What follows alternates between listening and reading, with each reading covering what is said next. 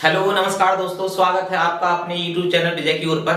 तो ये जो सवाल लिखा हुआ है, आपको इस सवाल को पहले एक बार खुद लगा के देखिए, सॉल्यूशन बाद में देखना, पहले एक बार आप खुद लगा के देखो, ठीक है ना। फिर आप इस सवाल को देखना, ठीक है ना। तो देखिए ये सवाल है थोड़ा सा, घड़ी की दोनों सुइयां 3 से 4 बजे के बीच कब 3 से समान दूरी पर होंगी और दोनों सुइयों के मिलने का जो अतिरिक्त समय उसके अलग बताना है, ठीक है ना।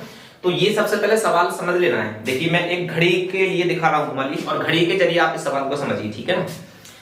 ये सवाल ये कहना चाह रहा है कि 3 से 4 बजे के बीच में 3 से समान दूरी पर कब होंगी। अब ये 3 कंडीशन है। जैसे मान लो ये घड़ी आपको दिख रही होगी, ठीक है ना।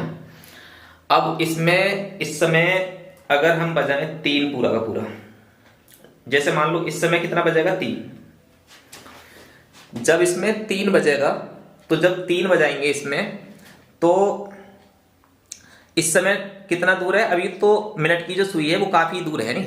और अगर बात करें थोड़ा सा, जब जैसे ये 3 बजने के बाद में आगे चलना स्टार्ट करेगी धीरे धीरे, तो 3 से समान दूरी पर कब आ जाएगी, तो एक कंडीशन ये वाली बन जाएगी, ठीक है ना। थोड़ा सा हल्का सा ये, इस कंडीशन में क्या होगा कि ये घंटे वाली जो सुई है ये 3 से थोड़ा सा आगे आ जाएगी और मिनट वाली जो सुई है वो थोड़ा सा पीछे रह जाएगी। यानी 3 से घंटे वाली सुई जितना आगे है, मिनट वाली सुई उतना ही पीछे है।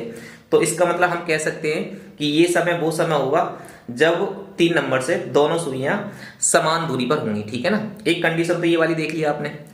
और दूसरी वाली कंडीशन क्या है, दूसरी वाली कंडीशन ये है कि जब ये मिनट वाली सुई इसके ऊपर जाके बैठ जाए, इस तरह से अगर इस तरीके से पूरी बैठ जाएगी, दोनों एक दूसरे को ऊपर आ जाएंगे, यानी 0 डिग्री का कोण बन जाएगा, तब भी हम ये कह सकते हैं कि दोनों जो सुइयां हैं वो 3 से भी और 4 से भी समान दूरी पर है। तो ये दोनों के लिए कॉमन आ जाएगा, 3 से भी समान दूरी पर है और 4 से भी समान दूरी पर है। और अगर बात करें एक कंडीशन और कौन सी बन सकती है, तो तीसरी कंडीशन जो बन सकती है वो पूछ सकता है 4 से, यानी 3 और 4 बजे के बीच में 4 से समान दूरी पर। तो ये 4 से समान दूरी पर कब बनेगा, जब मिनट वाली सुई तो आगे निकलती जाए और इस तरह से चलती जाएगी, तो ये मिनट वाली सुई तो आगे आ जाएगी और घंटे वाली जो सुई है 4 से उतना ही पीछे रह जाएगी। तो दोनों के बीच में क्या हो जाएगा, मतलब 4 से भी दोनों सुइयां क्या हो जाएंगी, समान दूरी पर हो जाएंगी। तो इस तरह से ये जो सवाल जैसे पूछा हुआ है या फिर ये सवाल लिखा हुआ है, इसके 3 तरीके से सवाल पूछ सकता है, ठीक है ना। तो मिलने का जो समय है वो तो कॉमन हो जाएगा तीनों के लिए, ठीक है ना। अब मैं यहाँ पे एक डायग्राम बना के दिखा दे रहा हूं इस तरह से। जैसे मान लो ये बज रहे हैं 3, ठीक है, और घड़ी हमारी इस तरह से है 1 2 और ये 12 नंबर है और ये 4 और ये 5 नंबर और ये 6 नंबर है। अब एक कंडीशन कौन सी बनेगी, एक कंडीशन बनेगी कि जो घंटे वाली जो सुई है वो 3 से तो थोड़ा सा आगे आ जाए और उतना ही पीछे चली जाए मिनट वाली सुई, इस तरह से। तो 3 से समान दूरी पर हो जाएंगे, ठीक है ना। तो ये वाला समय हमसे पूछ रहा है। दूसरी कंडीशन क्या बन सकती है, दूसरी कंडीशन बन सकती है हमसे कि भाई ये जो 3 नंबर है 1 2 3 और ये 12, ठीक है ना, और ये 4।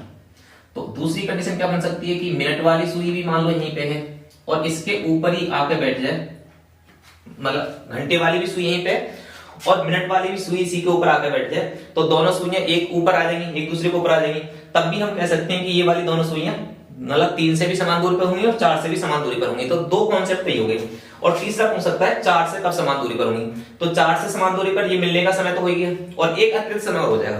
तो इस सवाल में वो अतिरिक्त समय पूछना चाह रहा है, यानी दोनों सुइयों के मिलने के अतिरिक्त समय बताना है कि दोनों सुइयां 3 से कब समान दूरी पर होंगी।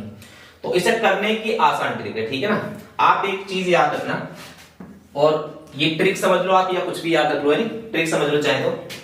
घड़ी की दोनों सुइयां 3 से बताना है, तो जो हमने सबसे छोटी वाली वैल्यू लेनी है, ठीक है। 3 और 4 बजे के बीच में पूछ रहा है तो हमें क्या लेना है, 3 लेना है। 3 ले लिया जी, और इसमें गुणा करानी है 60/13 से, ठीक है ना। कितने से गुणा करानी है, 60/13 से, बस ये चीज याद रखनी है कि 3 में हमें कितने से गुणा करानी है, 60/13 से। अब इसे सॉल्व करेंगे तो कितना आ जाएगा, 6 × 18 180/13, ठीक है। अब 13 से भाग कर दो जी, 13 से भाग करेंगे तो कितना आएगा, 13 से भाग करेंगे तो आएगा 13 × 13, कितना बचेगा 5, 50 हो जाएगा। 13 × 3 = 39 और कितना बचेगा 11, ठीक है, और बटे कितना हो जाएगा 13, यानी इतनी मिनट हो जाएगी। इसका मतलब है 3 बजकर 13 सही 11/13 मिनट पर ये दोनों सुइयां 3 से समान दूरी पर होंगी।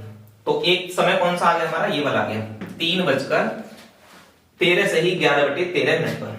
तो ये सवाल इस तरह से करना है, ठीक है ना। और अगर मान लो ये पूछ लेता हमसे कि 4 से समान दूरी पर कब होंगी, तो ये तो आपको समझ में आ गया होगा, ठीक है ना। ये सवाल आप स्क्रीनशॉट ले सकते हो इसका पूरा, कितने से गुणा करानी है 60/13 से, बस ये याद रखनी है। अब देखो दूसरा क्या पूछ सकता है हमसे, दूसरा ये पूछ सकता है कि भी 4 से, ठीक है ना। ये सॉल्यूशन में इधर कर दे रहा हूं।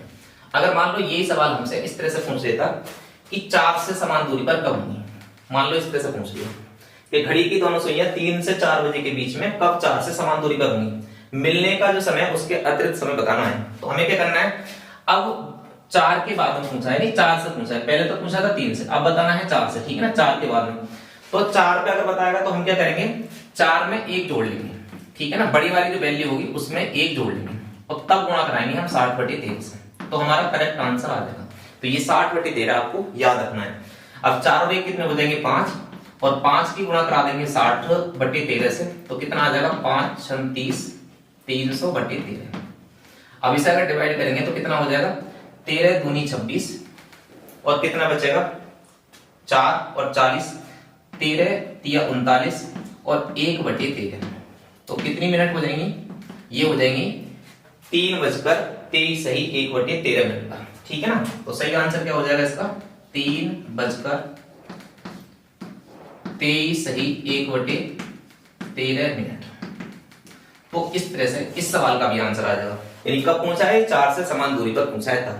तो इस तरह के सवाल बनते हैं, 3 तरीके से बनते हैं। मिलने वाला सवाल अगर पूछा आपसे, ठीक है ना, अगर मिलने वाला भी टाइम में बता दे रहा हूं, जैसे मान लो हमसे क्या पूछ लिया, मिलने वाला सवाल पूछ लिया कि दोनों सुइयों के मिलने का समय, तो वो तो कॉमन ही हो जाएगा और उसे करना आसान है। हमारा फॉर्मूला होता है 60H बराबर 11M प्लस माइनस के 2 थीटा। तो अगर दोनों सुइयां मिलेंगी एक दूसरे के ऊपर तो कोण कितना हो जाएगा 0, और जब कोण 0 हो जाएगा तो ये तो खत्म ही हो गया पूरा, ठीक है ना।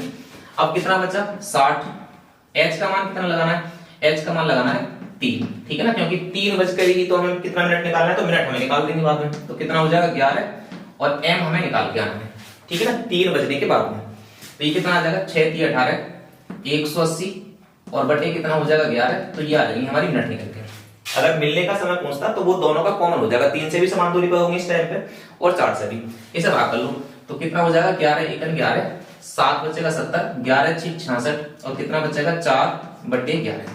तो यानी एक समय ये भी होगा कि 3 बजकर, ठीक है ना, 16 से ही 4/11 मिनट पर।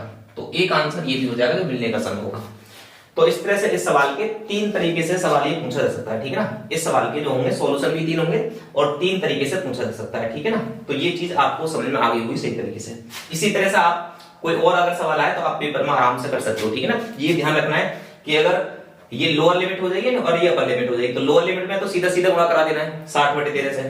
अपर में पूछ रहा है तो एक जोड़ के गुणा करानी है 60/13 से।